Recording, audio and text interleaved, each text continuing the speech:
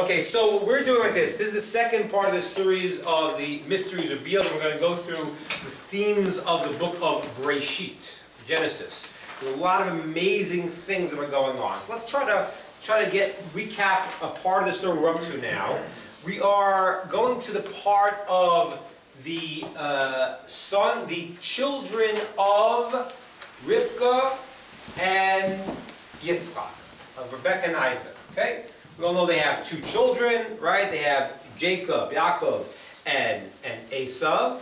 And I want to go through that story a little bit, try to understand. Okay, we've heard the story before. I'm just going to repeat those who may haven't, but the basic storyline we all know. The storyline is that we have Isaac marries Rivka. She is pregnant now, and she has twins in her womb. She does not know that. She can't figure out exactly what's going on because she's having tremendous pain, birth pain. She doesn't know what's happening. It turns out that she actually goes to the prophet Shem, and he tells her the problem. The problem is that she has twins, and what's happening is that every time she walks by a shul, the kahila or something like that, one of the children starts to run to come out. And when she goes by a house of idolatry, the other one wants to come out. And that's going to be the theme of Jacob, Yaakov, who wants to come out to go to shul, wants to come out to go to holy things. And Esau, his brother, was going to come out to go in the opposite direction. Okay, that's okay. The children grow up. Esau comes out. He's a hairy beast. He's totally red. He's full of hair. The reason why he is Esau is the word asu. He's all finished. When he was born, he looked like an adult already. He was fully haired, from head to toe. He's like a completed person already. They called him Esau. He's finished already. He's done. Okay, so the two of them grow up. Esau turned out to be a tough cookie. He's doing terrible things, as we'll see in a little bit. And Jacob is very righteous, sitting and learning Torah. Okay, that we've seen before. Now it comes time to give the blessing of Isaac, so give the blessing now to his children, and Isaac decides to give the blessing to Esau. Now why is that? Simply put, is because Esau is fooling Isaac. Talmud tells he was always asking questions, like he's a very righteous guy. Daddy, what do you do in this case? And I want to tithe the salt. Tithing salt? Wow, he must be a very, very righteous fellow. Who tithes salt? It's not even food. But so he fools Isaac by asking these questions as if he's very righteous. Isaac is blind now, and he's somehow duped, and he wants to give the blessings to Esau. What happens though? Rivka, his wife Rebecca, is told that no, this guy can't get the blessings, Esau. You have to have your son, Yaakov, go and take the blessings instead. Okay, I'm just reviewing the whole story. And as we know, the story goes that Yaakov comes in the famous story we know there that he's, I don't want to go in, my father's going to catch me lying. She says, don't worry about it. And she goes and she takes a sheep, and they put the hair from the sheep on his neck and on his arms. And he walks in, and the father's blind, and the father says, who are you? And he says, it's me, Esau, your eldest.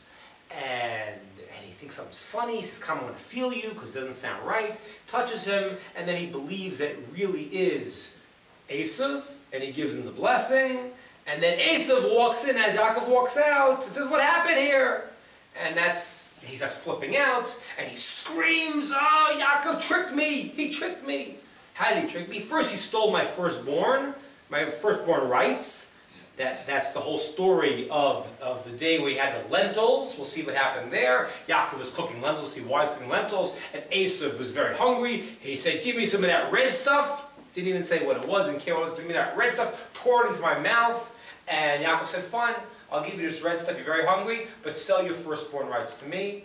And now Esau reveals to his father Isaac that he's been duped twice by Yaakov. Well, how? The first time he sold his first rights, and now Yaakov stole his blessings. And at that point, Yitzchak really realizes, we'll see what he realizes, but he says, yes, Yaakov is blessed, and we'll see the whole story afterwards. And Esau wants to kill Yaakov. That's kind of the general background of the story. Okay? So now we have to try to get a little bit deeply here to some of the problems, because there's tons of problems here. Okay? The first problem is that Isaac is a prophet. Okay? Isaac's a prophet. Now, Yitzchak should therefore know what's going on with his son Esav. Is there any more? I want you to go to the first source. You don't have to, and then you can just listen. But the first source, those who want a source there, is like this. I won't even read it myself. I'll just say it out there.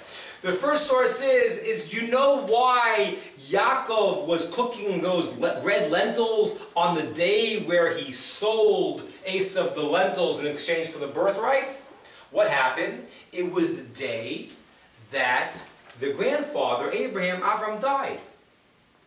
And the Talmud tells us he died 5 years early than he was supposed to, so he wouldn't see how bad Esav had become.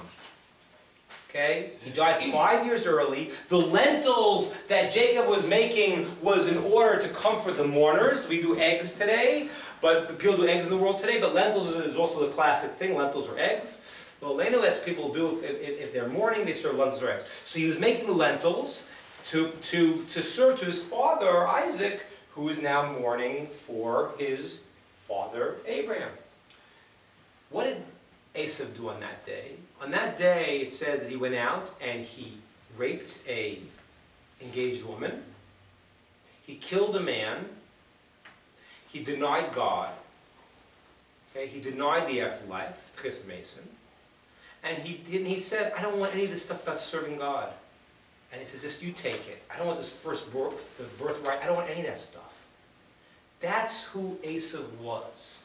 He was a guy who was a murderer, a thief, a terrible guy. So the simple question is, how does Yitzchak not get it? I don't understand. He's not a prophet. How does he not understand? Someone help me with that. I have any idea how can he not get it when he's a prophet? It seems to be weird. Yeah, we say that Esav tricked him, but come on. Come on. People know their kids. And it's one thing if Esav was like, you know, okay, a little bit off. Maybe you wouldn't realize. But Esav's terrible. He's a murderer. He's a murderer. He's a rapist. He's a thief. And Isaac the prophet's like, doesn't realize it? Weird. Now, I'm going to show you actually, though, that Isaac really did realize it. I was going to just say, he did realize it. But he needed to be tricked for the... Needed a reason. He knew he needed to be tricked. Otherwise he would have, I mean, he could have felt that the sheepskin wasn't really hair, you know. He needed to be tricked. He was part of the whole scheme. I mean, that whole attitude of his, he knew what was going on, and he knew that he needed to be tricked, and he knew the blessing had to go to Yaakov. But it means he really knew that wasn't Esav? He played along. He played along. It doesn't sound like that. It sounds like he knew, because you see in the text, he was shocked that it was, he said, who is that person afterwards? He somehow is definitely tricked. It has to be a grander picture. It says in the Zohar, it says that God hid it from him in order that the blessing should come around on God's intent and not on Isaac's intent, whatever that means. You know, one thing is he was still the firstborn, and so due to being the firstborn, Yitzchak didn't know that he had sold the firstborn, right? So that alone says he needs to give him the blessing. But if he may have also known that Yitzchak needed it more than Yaakov. Right, we're going to see. It's one of the approaches. We're going to see in a second. Very good. I left the quotes here. I'll tell you outside, and if you want to go to the quotes afterwards where they are. There are certain ways that you could tell that Isaac knew something was funny. First of all, if you want to look there in 26:34, so what happens is that Esav, it says, was like a chazir, it was like a pig. A pig is one of the four animals that have one kosher side, not the other one. Right? The pig's the only animal that has a kosher hoof, split hooves, but internally is not kosher, and that's called Esav. Esav sticks his paw out, says, "Look, I'm kosher," but he's a fake. So at 40 years old, he goes and he takes a wife, takes two wives there.